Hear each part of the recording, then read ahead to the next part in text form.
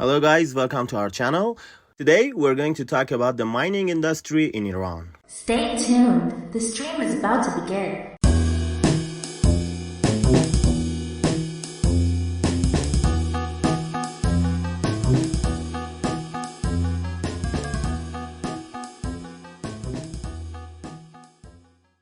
Iran is a country rich in natural resources, and mining is one of the most important industries in the country. We have a diverse range of minerals including copper, gold, iron ore, lead, gypsum, cement, zinc, bentonite, silicate, residue, anode slime, and many others. During the past 10 years, I have had many clients, especially from China, Korea, Afghanistan, United Arab Emirates, and other places who made mining deals in Iran. So let's share with you some of their previous purchases from Iran. Koreans buy copper. They bring it to their countries and they resell it to the factories that make electronic boards and chip, like LS Nico or other factories that supply such a material. They also buy white cement, which is the raw material for their factories that made tiles and walls and ceiling boards for buildings. That same product also needs gypsum, so they bought gypsum from Iran as well. United Arab buyers buy residue slime of copper. It is called anode slime. It's a slime-like material that is rich with ppms of gold, silver, nickel, and other materials. They are also interested in gray cement, which is the main ingredient for concrete. And almost everywhere in the world is in need of bentonite, which is a very powerful absorbent, which is used in drilling, explorations of oil and gas and things like that. It is used in building artificial islands as well. It is used in pesticides and fertilizers and so on. So, as you can see, Iran offers a wide range of minerals.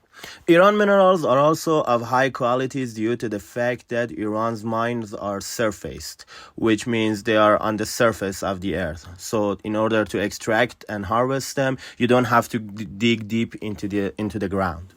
There's an ease of harvesting due to this matter.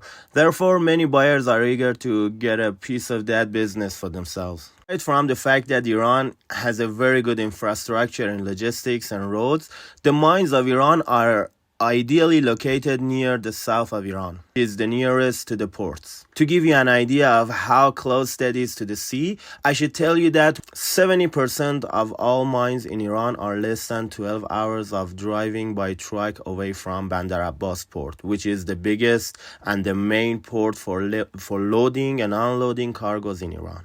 Another advantage of Iran in mining industry is that Iran, against many other third world countries, has a very scheduled and timely logistics and custom rules. It is very easy to calculate and plan ahead your extract, loading, transport, and custom clearing.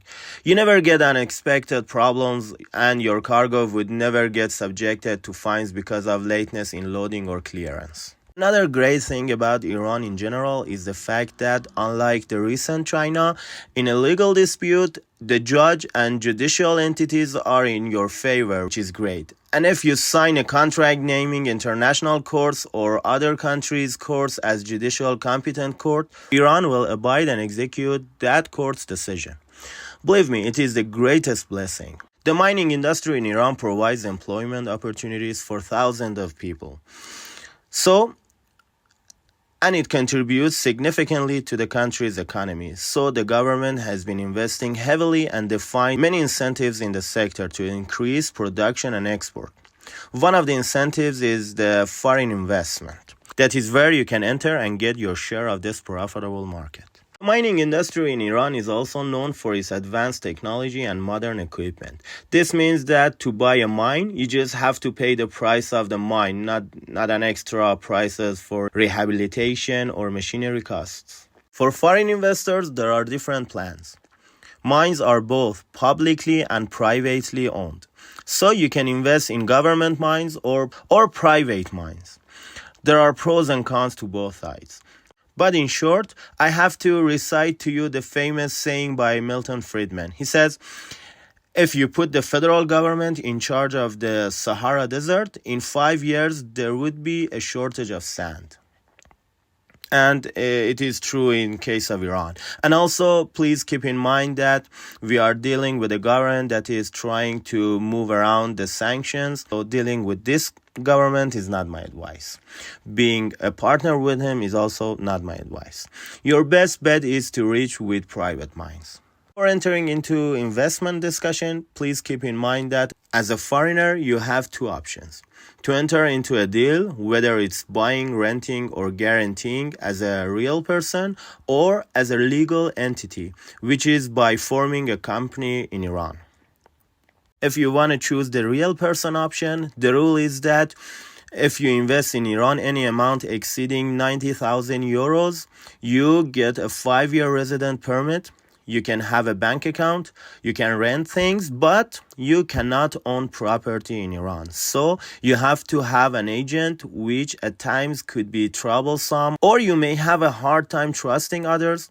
If you choose the company option, the rule is that you have to start a company with the amount of initial investment of 100,000 euros. Again, in this case, you as a person cannot own anything, but your company can own property in Iran. There's a con to it. The process of selling a property that is belonging to a legal entity can take time, and being agile is the essence of successful investment. Now that the ownership and related matters were discussed, let's explore the prospects of investing in a mine in Iran. You can either buy or rent a mine for a specific amount of month or year. Renting is better because you are in a foreign territory and many things can happen that you may not foresee, such as green movement laws or new mining regulation and so on. If you rent, the owner is responsible for keeping his mine running at all costs because it is his property and it is his loss if the mine, faces a problem. Another way, you can also leave the dirty work to the mine owner and buy the whole outcome of the mine completely for a specific number of months with a minimum amount of production. So in this case, there is no worrying about improper or dishonest conduct of the other party. So that's it for today. We hope you found this video helpful and informative. In our channel, International Business Sense, we dedicate ourselves to giving you all the information you need, all the approaches, everything from, what commodities to trade, from what kind of approach and how to get in contact with Middle Easterns, real traders, and then how to do payments and how to resolve legal disputes and things like this. If you have any questions or comments, please leave them down below. Don't forget to like and subscribe to our channel for more videos like this. Thanks for watching.